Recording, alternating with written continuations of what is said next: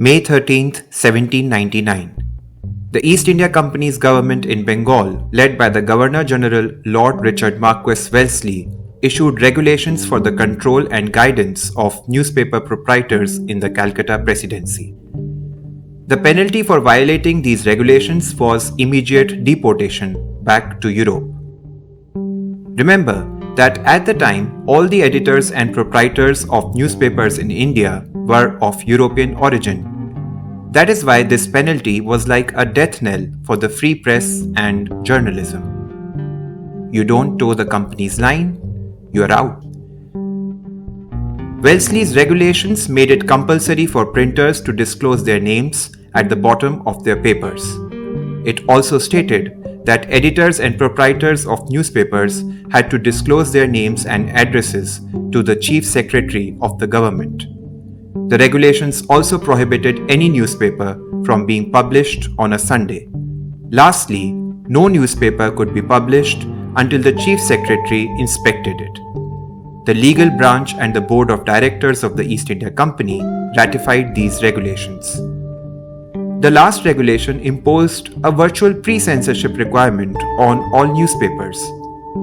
So, what were the criteria for this pre-censorship? Well, it was a long list. Newspapers were prohibited from printing any observations on the state of public credit, revenues, and finances of the East India Company and the movement of troops, ration or money, or any naval or military preparations. No intelligence about a ship's destination belonging either to the company or individuals could be published. The papers were not allowed to make observations regarding the conduct of the government or any of its officers, whether civil, military, marine, commercial, or judicial. They were also prohibited from printing anything libelous or private scandals that individuals were involved in. Statements on the probability of war or peace between the company and any local powers were also a no-go area. The censor could also prohibit observations that could convey any information to the company's various adversaries or create alarm or commotion within the East India Company's territories. Even passages from European newspapers that could affect the influence or credit of the British with the Indian states could not be republished. From the experiences of William Bolts, James Augustus Hickey, William Duane, and others, we know that the East India Company regularly used libel laws and deportation to curb the freedom of the press right from the birth of the first newspaper in India. Many newspapers even started towing the official company line as a result. So why did Wellesley have to resort to such strict regulations on the press? And what eventually led to the end of this censorship era in 1818?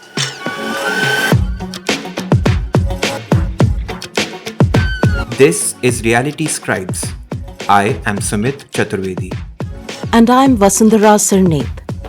We are Indian journalists who are, in this podcast, telling you the story of the origins of Indian journalism. We are taking you through the history of Indian society's news and information ecosystems, our news culture, and how these have evolved over years, decades, and centuries.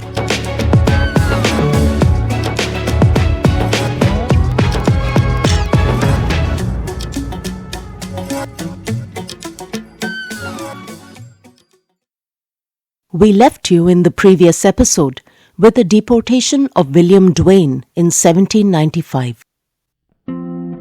The Supreme Court's approval of his deportation had set a dangerous precedent of expulsion of journalists for what the East India Company's government deemed were offences by the press. It is essential to understand the contemporary political scenario to analyse the relations between the company and the press. You see, the British Army was engaged in multiple war campaigns with local rulers. At the same time, other colonial powers were also trying to expand their footprint in the subcontinent, the most formidable of them being the French. The East India Company and the French trod lightly around each other. From being engaged earlier in direct competition with each other for trade, now the two colonial powers were competing for territorial control in India as well. Thus, the leaking of official and military secrets and the worsening of diplomatic relations due to rumors or scandals had become an important concern for the company at the time. Newspapers mostly reported on military affairs back then. Given the sensitive nature of news and the strategic and diplomatic circumstances, several editors were censured for discussing military matters or foreign affairs, especially regarding the French, in the last decade of the 18th century. Many were threatened with deportation. Most apologized and were let off with warnings.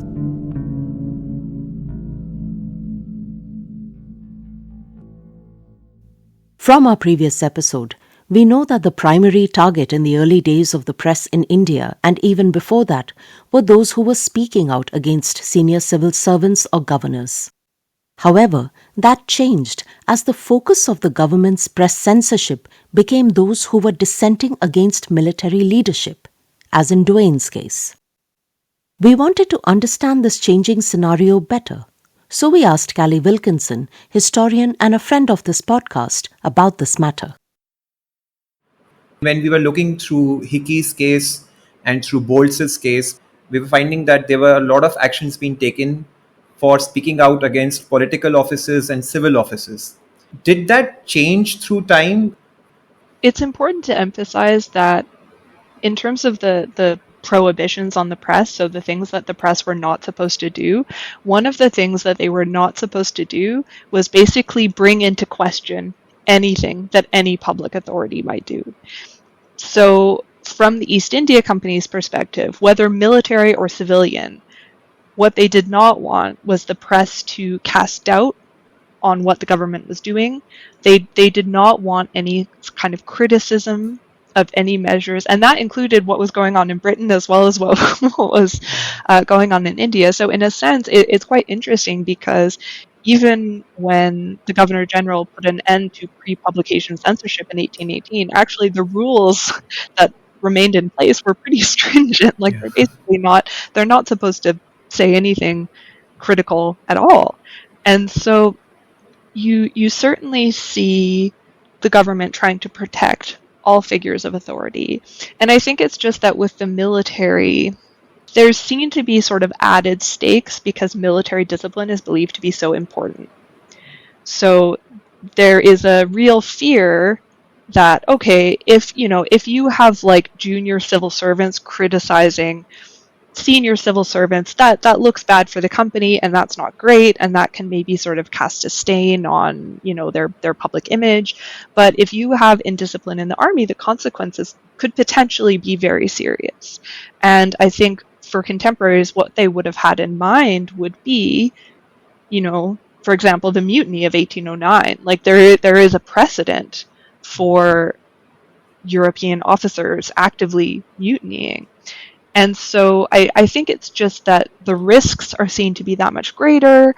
And there's also the fact that people at the time were quite concerned as well that perhaps European officers could be a vector to transmit discontent to Indian soldiers, who are such a source of existential fear and anxiety for the company. And so I think that's also it. It's kind of this idea that within the army, you have large numbers of people, they are trained in warfare, they are, organized, they are potentially dangerous, and their loyalty to the company itself is somewhat in question.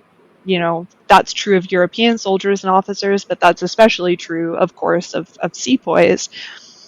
And so the risks are that much greater. And I think that's why it's seen as particularly concerning, even though they will also go after civilians, and that's also a concern, but it's just the risks are different. Yeah. So the priorities shifted over time. Yeah, I think just as the army gets bigger, the concern goes greater and greater because the threat that they pose also grows greater. And I think it also has to do with, it changes over time, and there's particular moments where you see increased discontent and disaffection within the army. So it's sort of at those moments that you're more likely to see this concern. There are periods where government sees officers writing to the press and they're more or less willing to let it slide because it's not seen as threatening. But if there are indications of perhaps mutiny, if there are indications of unrest, it's in that context that soldiers writing to the press is viewed as maybe an indication of something more serious going on, and it's in that context that they're more concerned about what potentially the newspapers might stir up within the army. So in the 1820s, there's a lot of discontent within the army because some of these traditional perquisites are under threat.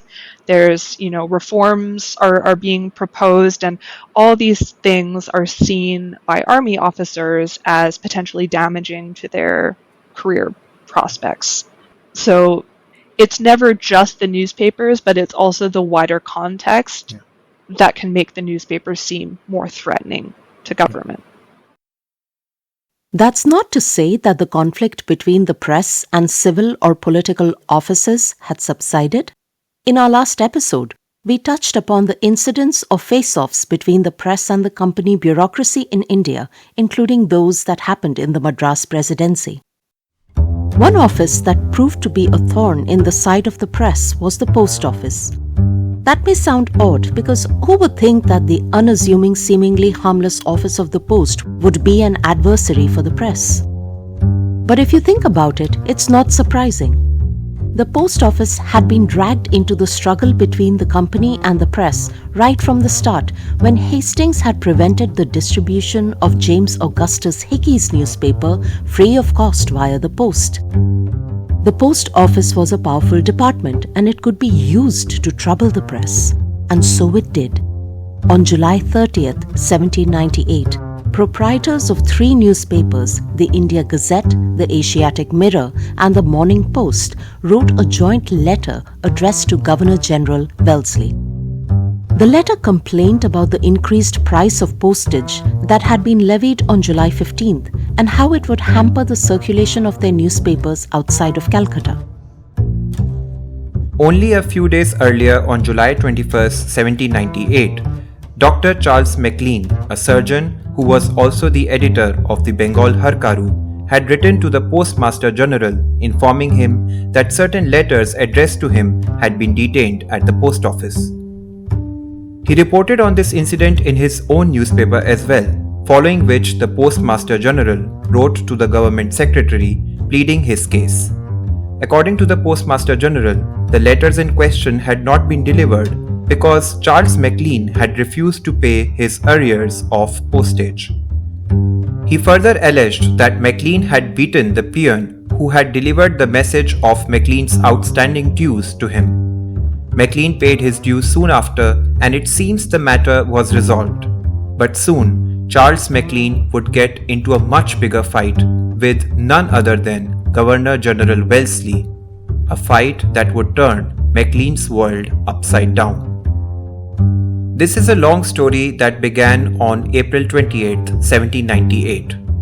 On that day, Charles MacLean had written a letter to the editor of the Telegraph newspaper, no relation to the present-day Telegraph in any way. The letter requested the editor, H.M. Kenley, to contradict reports published in 2 other newspapers, the India Gazette and Harkara, on the 23rd and 24th of April, 1798. These reports had announced the death of a Mr. Allen MacLean after being shot in a duel in Banaras. Charles MacLean wanted this information to be corrected because only a day before he had received a letter from Allen MacLean written from Rouiere informing him that he was indeed alive. Charles wanted to prevent any alarm to Allen's family and friends from the incorrect news of his death. However, there were some disturbing incidents that Allen MacLean had reported in his letter that prompted Charles MacLean to raise some serious allegations of misconduct by the magistrate of Ghazipur, Jacob Ryder. Now this is what had happened according to Allen MacLean. Allen MacLean and a Mr. D. Aguilar were long-time partners in the indigo trade near Ghazipur. Sometime before, they had both gotten into a conflict and had mutually decided to refer the matter to arbitrators. However, on March 19, 1798, while Alan MacLean was in Benares, he learned that D'Aguilar was planning to take over their joint trade and also take possession of Alan's house forcefully. Alan was alarmed and left Benares for his home immediately.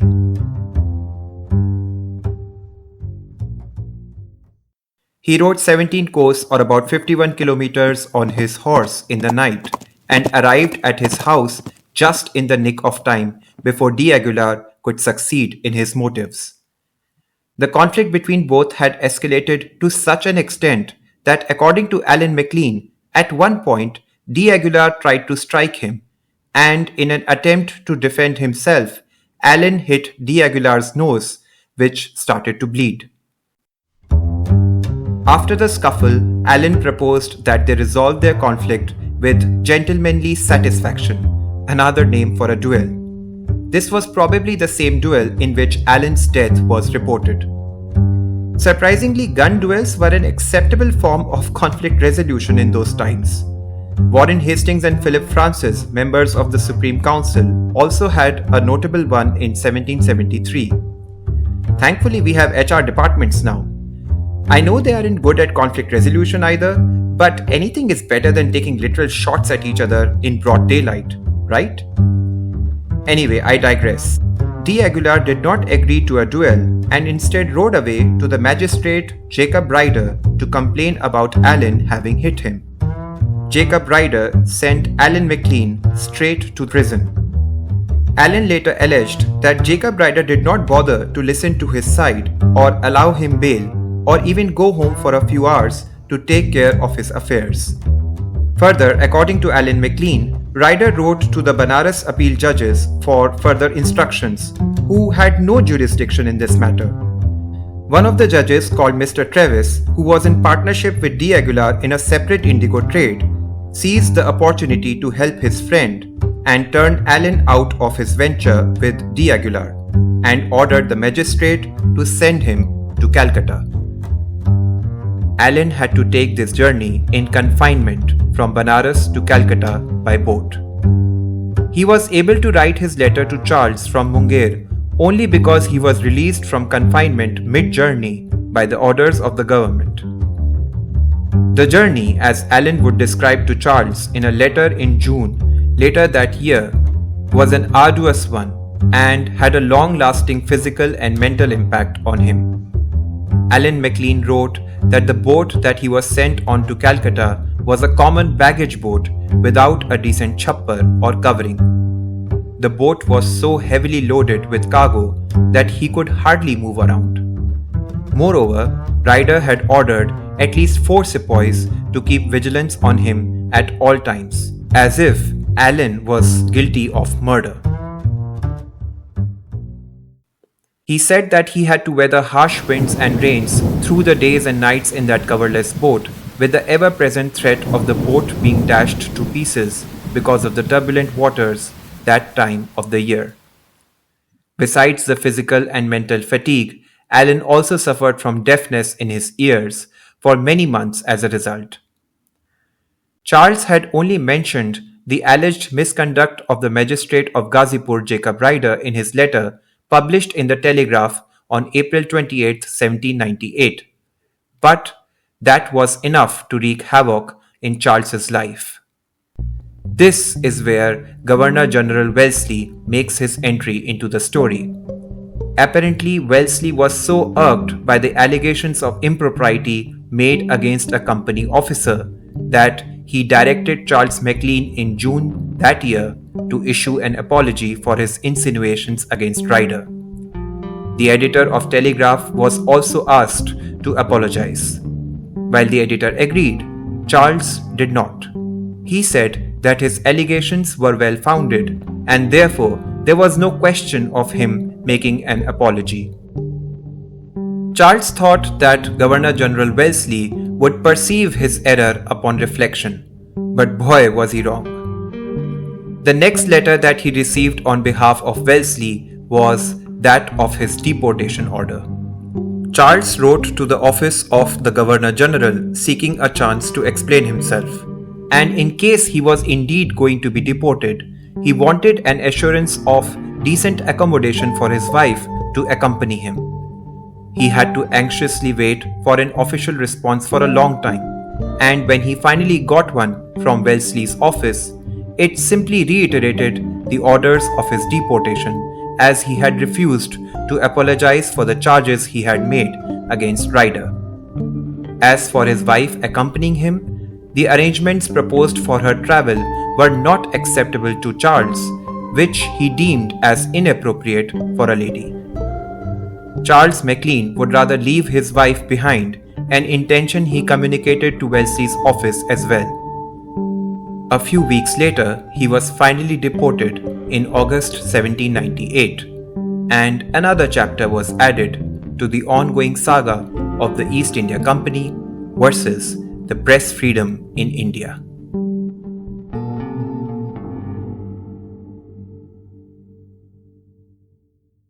This entire series of events raises many questions. And Charles MacLean did that himself in a publication titled The Affairs of Asia, Considered in Their Effects on the Liberties of Britain, published in 1806. This was a collection of letters that Charles MacLean had written to Wellesley during the period when the conflict began in India, and when Wellesley returned to England, where Charles was waiting for his arrival to raise the issue again. His own observations and commentaries punctuate the letters. In fact, all the details of his case that we have mentioned here have been extracted from this publication. So what were Charles MacLean's questions? He asked if he had indeed committed libel or any other offence by raising allegations against a magistrate. How would an apology made to the Governor General be considered atonement? Why did Wellesley not take legal recourse against him or allow Jacob Rouiere to do so?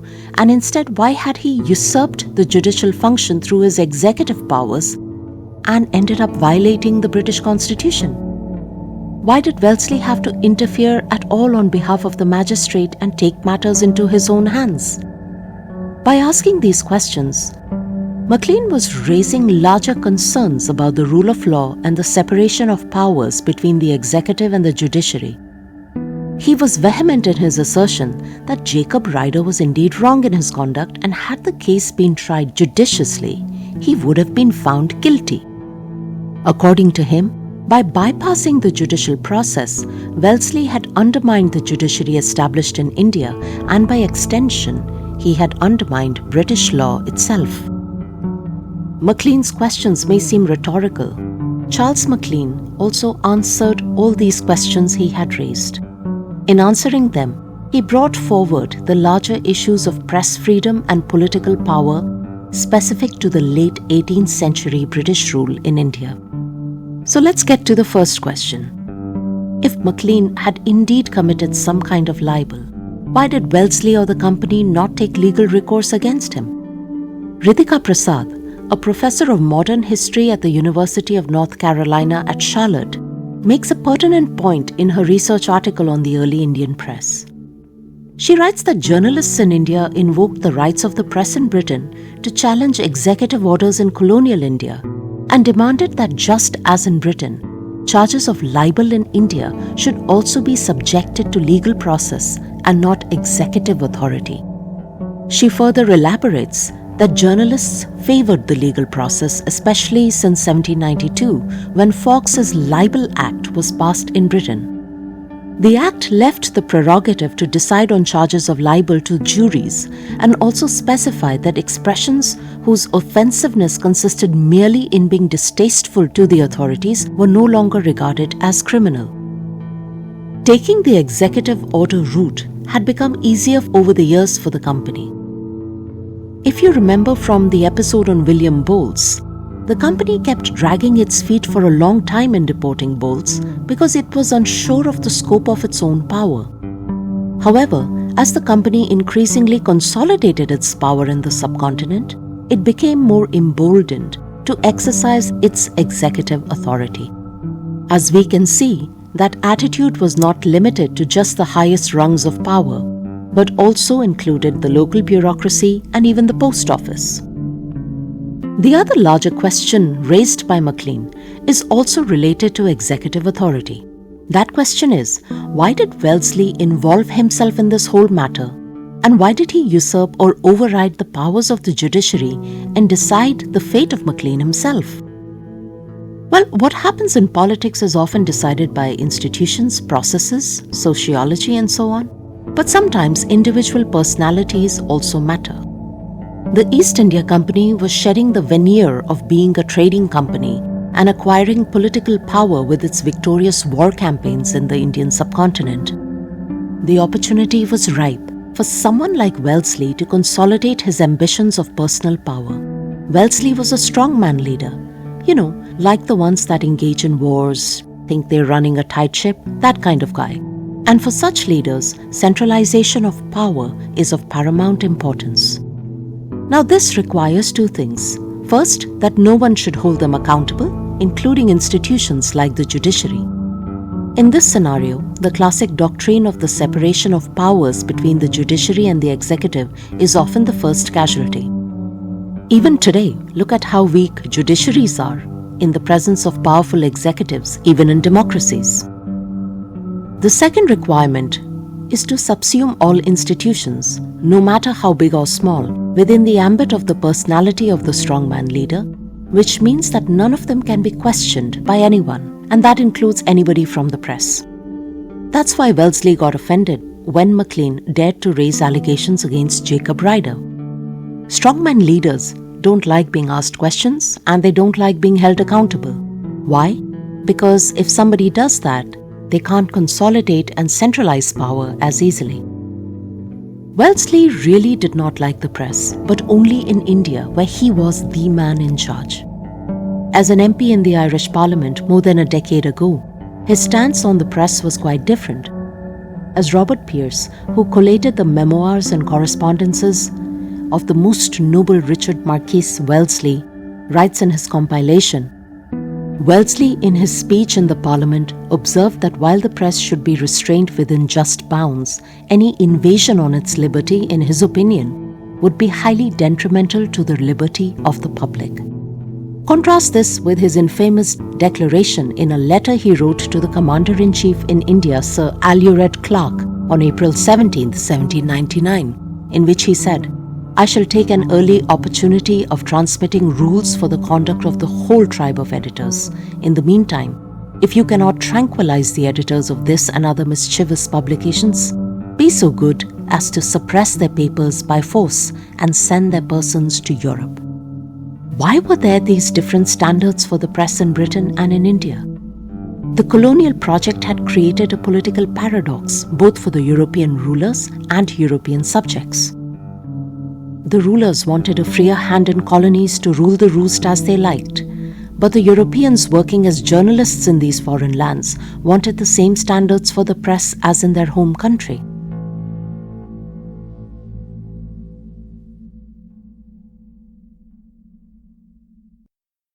Besides not wanting the press to criticize the company's bureaucracy, Governor General Wellesley was also adamant on not allowing newspapers to publish anything critical about the military or strategic affairs. The Fourth Anglo-Mysore War between the East India Company and Tipu Sultan was at its peak in April 1799. The war had been going on from the year before. As the word fourth in the name of the war suggests, it was a long-running conflict. Before Tipu Sultan, his father Hyder Ali had also fought against the company army. Tipu now had the assistance of the French as well. While the war was nearing its end, Wellesley was in no mood to allow any news on military or strategic affairs to be published at this time, especially if it was critical of his arrangements. In another letter addressed to Alured Clarke, written on April 26, 1799, Wellesley expressed his uneasiness and anxiety at the news reports on war being published in Calcutta newspapers, particularly Asiatic Mirror, Telegraph, and Post. Wellesley felt that there was a systematic design of mischief among the editors of these newspapers. His main objection was that the reports in the papers consistently magnified the character and power of the French and exposed every existing or possible weakness in our situation, that is the situation of the East India Company's army. He quoted a report from the Post which had suggested to Tipu the advantages of sending his looties or raiders into the Carnatic region. Another piece that he quoted in his letter was one published in the Asiatic Mirror that reported some details regarding the company's campaign against Tipu Sultan vis-à-vis the relative strength of the forces on two sides. Wellesley found this report so mischievous that in the same letter to Clark, he ordered the deportation of the editor, Charles K. Bruce. You see, it is a long-running tactic of strongman leaders to suppress press freedom in the name of external threats. Governor General Wellesley, as we have seen, was relentless in his persecution of editors and journalists. It was perhaps after his decisive victory in the Fourth Anglo-Mysore War and specifically the siege of Srirangapatna, which also saw the death of Tipu Sultan, that Wellesley was emboldened enough to formally codify the press censorship rules and regulations, the ones we mentioned at the beginning of this episode.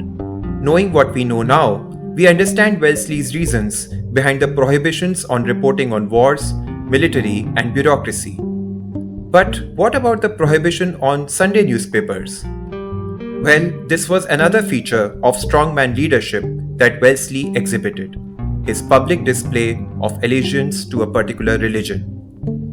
Robert R. Pearce, who had compiled Wellesley's memoirs and correspondences, suggests that the rule of prohibition of publication of newspapers on Sunday was in keeping with the observance of the Christian Sabbath, or the day of abstinence from work in accordance with religion.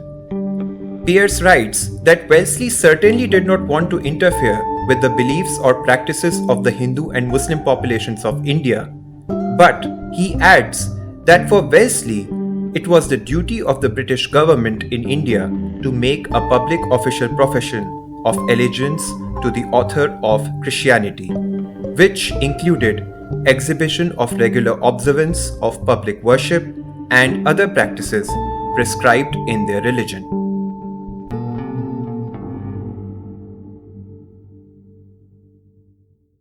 Wellesley's rules basically imposed a pre-censorship regime on the newspapers, which meant that a copy of any newspaper would have to be sent to the secretary to the company government in Calcutta and could be published only after his approval. If the secretary objected to any report or article, it would have to be redacted or retracted before publication. We know from our previous episode that this pre-censorship regime was already in place in the Madras and Bombay presidencies. Now it had been officially implemented. The editors and proprietors of almost all newspapers swiftly pledged their obedience to the new rules. While the Court of Directors fully approved of these rules, when the matter reached the Board of Control in London, its president, Henry Dundas, erased the sentences approving Wellesley's action in the official dispatch. As Margarita Barnes suggests in her book, The Indian Press, Wellesley later instructed the editor of his official dispatches, published in 1837, to omit his dispatch on the Indian Press, thus reflecting his own uneasiness about the entire affair of press censorship. Often leaders want to retrospectively mend their legacy by altering official records. As we well know, Wellesley's attitude towards the press while he was in India was illiberal. In 1801, he even wanted an official newspaper of the company to be published to silence the existing press. This idea never materialized because of cost considerations. On 22nd May 1801, Wellesley passed a resolution stating that many newspapers failed to submit their proof sheets for pre-censorship before publication. He also continued to direct the press not to publish anything on military affairs. During the ongoing Second Anglo-Maratha War that started in 1802, he ordered newspapers to stop reporting on the armed forces. On October 18, 1803, Wellesley wrote to the editors of the Asiatic Mirror, the India Gazette, the Bengal Harkara, the Calcutta Gazette, the Morning Post, the Oriental Star, and the Telegraph, ordering them not to print anything that may reveal any strategic information, especially about the naval forces. A similar order was repeated in 1804 to multiple newspapers. Now, we have looked at the entire press censorship issue by centering the strong personality of Wellesley and his personal ambitions. But we did want to calibrate our perspective by bringing in Ritika Prasad, who views the press and the challenges to it in the late 18th and early 19th centuries from a larger structural framework. In theory, Governor Wellesley is quite okay with the free press, but then he is the one who enacts the 1799 Press Censorship Act. Would it have been anybody who would have done that, or was there something specific to Wellesley that leads to the enactment of this act? I will answer this more in a contextual way rather than specifically biographical.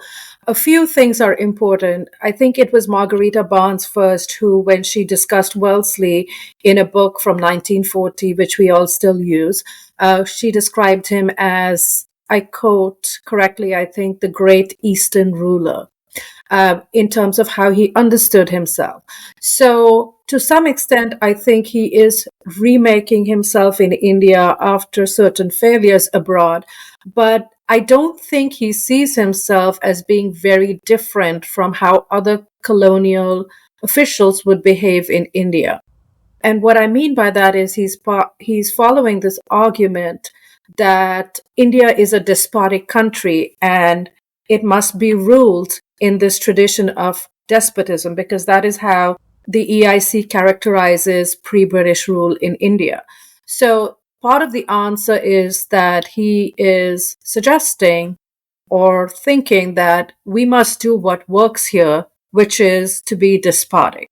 The second part of the answer is that most of what goes into the formal 1799 order actually already exists in practice for more than a decade, at least from the mid-1780s onwards. So we focus on the 1799 regulation itself because it is a single consolidated document or event.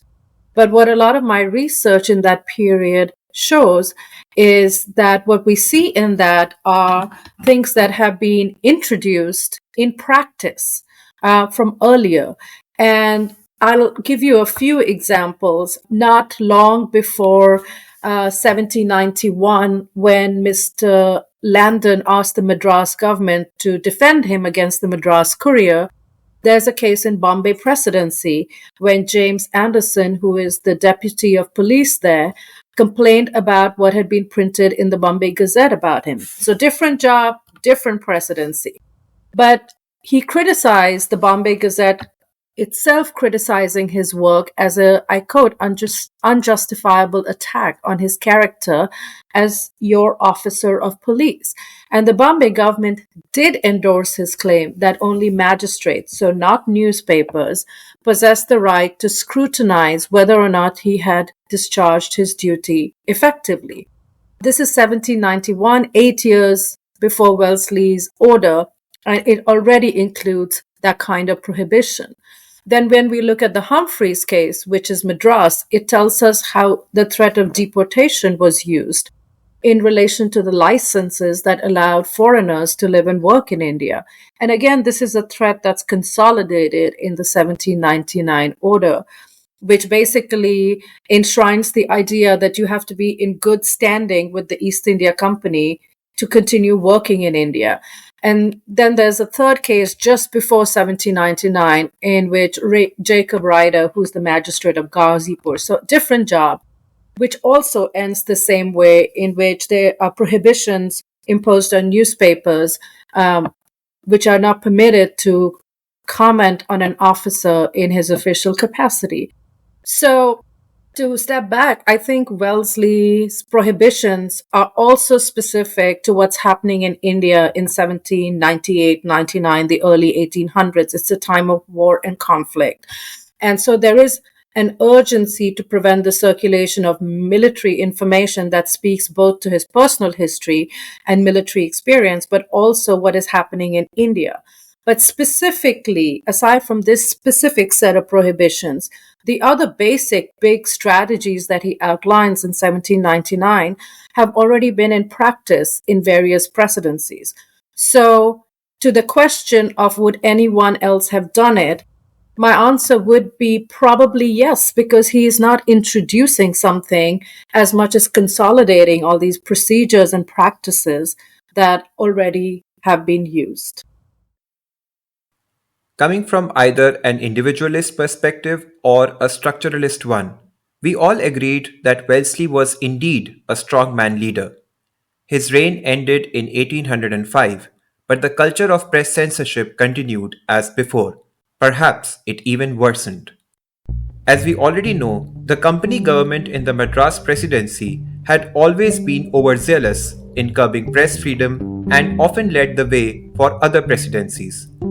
In 1807, the government of the Madras presidency went a step further and hit two birds with one stone, the birds being the press and the judiciary. In August 1807, Lord William Bentinck, who was then the governor of the Madras presidency, received a printed copy of a charge delivered by one of the judges of the Supreme Court to the grand jury that contained an attack on the government. Meanwhile, the Madras Gazette printed the charge at the request of the grand jury. Bentinck immediately sprang into action. He forbade all the newspapers to publish any book or paper without the previous consent of the government. This is what he had observed on the issue. It is necessary, in my opinion, for the public safety that the press in India should be kept under the most rigid control. It matters not from what pen the dangerous matter may issue. The higher the authority, the greater the mischief. We cannot prevent the judges of the Supreme Court from uttering in open court opinions, however mischievous, but it is in our power and it is our duty to prohibit them from being circulated through the country by the means of the press. The prevalent climate of censorship was only getting worse by the day. In 1813, Lord Francis Rawdon Hastings, as the new Governor General, added more restrictions to the already illiberal press censorship regime. On October 16, 1813, he wrote to the proprietors of various newspapers as well as printing presses, informing them that besides newspapers, all extra news publications and even notices, handbills, and other ephemeral publications should be sent to the Chief Secretary for his approval. In addition, he also asked for the titles of all original works to be sent to the Chief Secretary for his approval, who will either allow it or ask them to be revised. In the following years, there were many instances of conflict between the administration and the journalistic community. A significant effort of resistance came from the Christian missionaries that had established their presses in Bengal and were regularly publishing newspapers, pamphlets, and other types of publications, both in English and Indian languages. The entire effort of the administration to muzzle the press at the time was targeted against European proprietors and editors only. Except for a short-lived Bengali newspaper called the Bengal Gazette, brought out by Ganga Kishore Bhattacharya, Indians had not yet entered the press scene.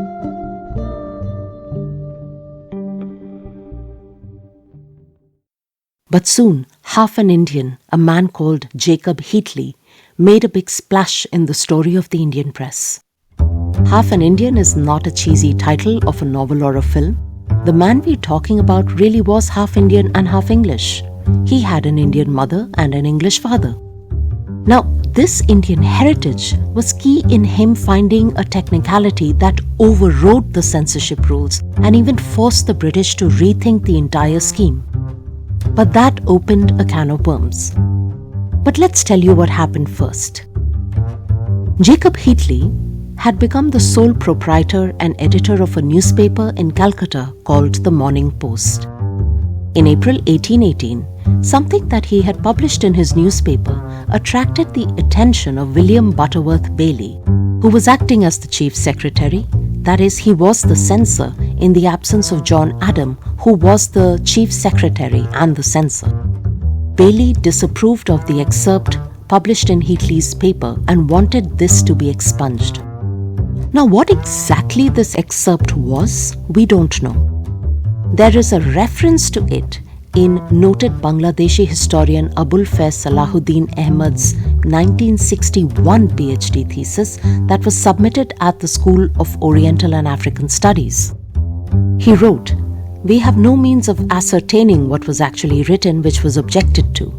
Bailey, while referring to this incident in his minute dated 10th October 1822, did not give the details. But whatever it was, it did irk the acting chief secretary. Jacob Heatley met William Butterworth Bailey and argued with him, insisting that he would print the paragraphs that Bailey wanted expunged. The reason Heatley was so defiant, and the reason he did not fear deportation, was because the company could not deport him. This was because of his Indian descent. We can imagine him standing in front of Bailey and dramatically saying, "Mere paas Indian maa hai." Heatley's argument was that the censorship rules could only apply to people of European descent, and Bailey had no answer to that argument. The censorship regulations at the time had no jurisdiction whatsoever over Indians. Bailey observed in his official minutes the obvious inutility of maintaining the office of censor unless legal power could be vested in the government to support his authority, as well as the importance of obtaining such legal powers was immediately felt and acknowledged by the local government. So, after almost 2 decades of being enforced, the censorship regime was finally abolished on August 19, 1818. But this was no victory for press freedom. If only the British had been so easy to stave off. John Adam was back in office after his leave, and on that very day, August 19, 1818, he wrote a letter to the editors of several newspapers, informing them that as per the direction of Governor General Francis Rawdon Hastings, the pre-censorship regime had been discontinued.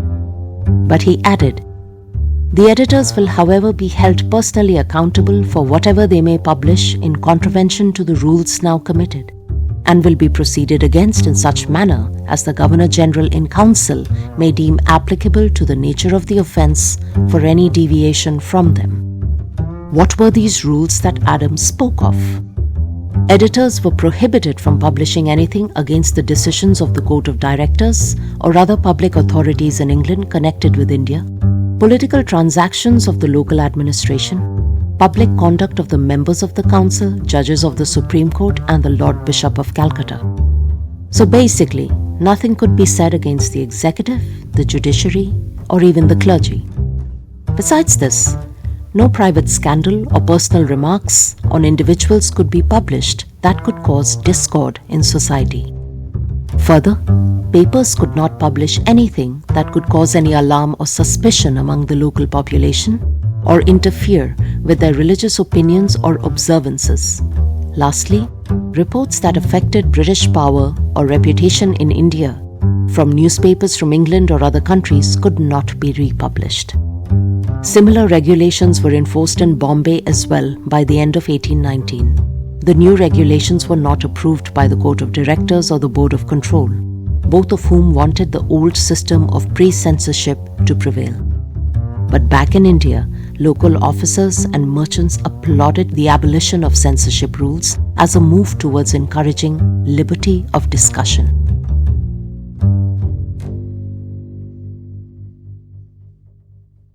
So, what was it? Was this change a good one or a bad one?